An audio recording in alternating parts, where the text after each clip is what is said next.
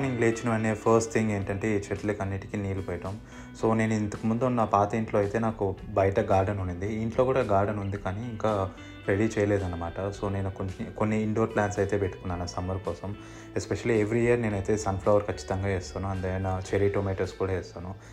ఈ ఇయర్ కూడా అదే వేసాను. అండ్ దాన్ని ఎక్స్ట్రాగా నేను ఏమంటే మెంతికూర కూడా వేసాను, అండ్ స్నేక్ ప్లాంట్స్ ఇవన్నీ ఉన్నాయి. ఫస్ట్ థింగ్ వీటన్నిటికీ వాటర్ పోసేసి దాంతోనే నా డే స్టార్ట్ అవుతుంది అనమాట.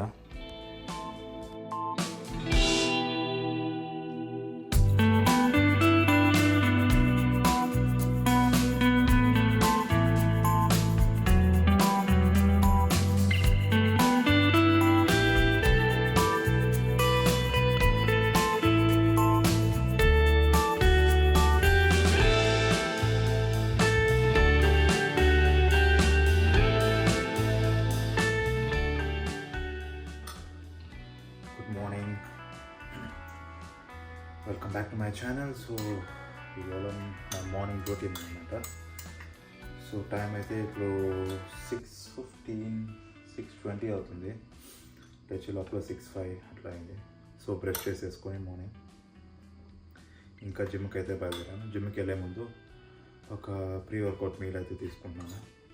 సో ఇవాళ నాకు వర్క్ ఫ్రమ్ హోమ్ కాబట్టి 6 o'clock లేసాను.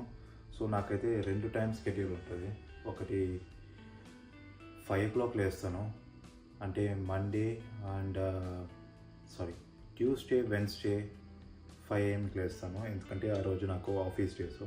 సో 1 hour ఎర్లీగానే లేచి జిమ్కి వెళ్ళేసి ఇంకా ఇంటికి వచ్చి ఫుడ్ ప్యాక్ చేసుకుని అవన్నీ చేస్తాను. సో ఇవాళ వర్క్ ఫ్రమ్ హోమే కాబట్టి ఇంకా మార్నింగ్ 6కి లేచి ఇంకా జిమ్కి వెళ్తున్నాను.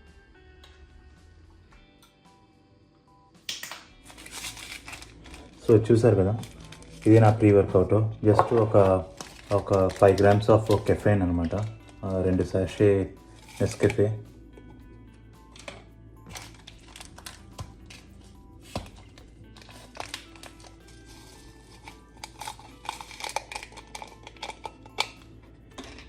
సో జిమ్కి అయితే బయలుదేరాను. సో ఒక లాస్ట్ 3 days నుంచి మంచిగా ఎండ కొట్టింది, కానీ ఈ హోటల్ నుంచి మళ్ళీ వర్షం స్టార్ట్ అయింది, ఫుల్ వర్షం. మా ఇంటి దగ్గర పార్కింగ్ అయితే చేస్తున్నారు, కొంచెం అన్ఈవెన్గా ఉందని చెప్పి. ఇదేదో పెద్ద పోలవరం ప్రాజెక్ట్ ఉన్నట్టు అసలుకి ఇది అయిపోయేటట్టే లేదు మొత్తం.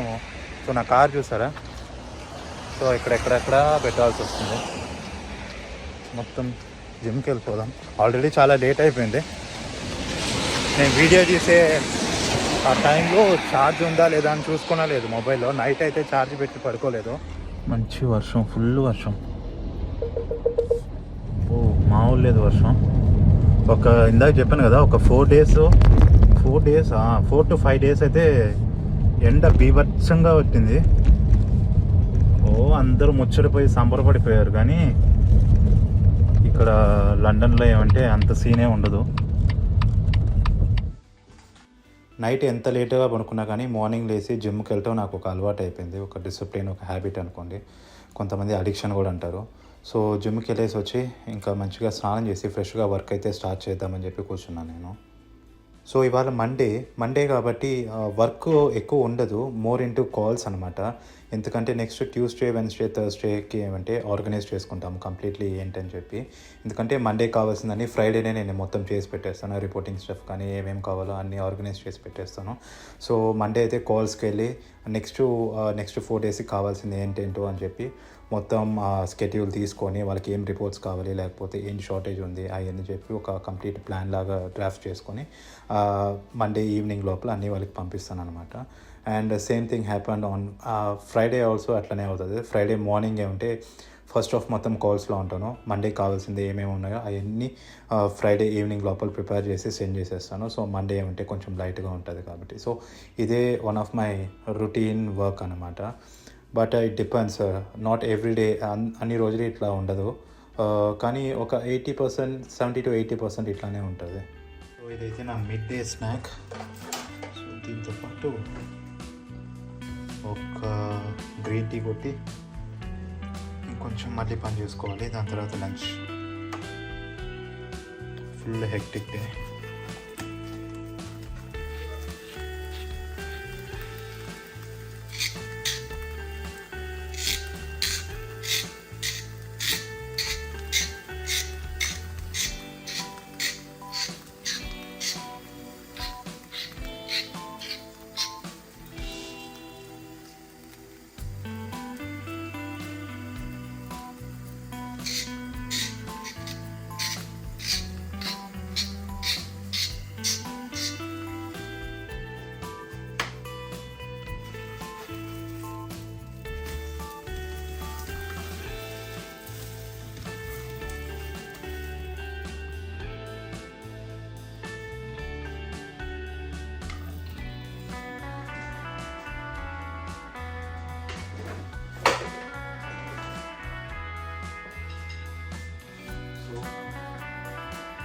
Mid day snack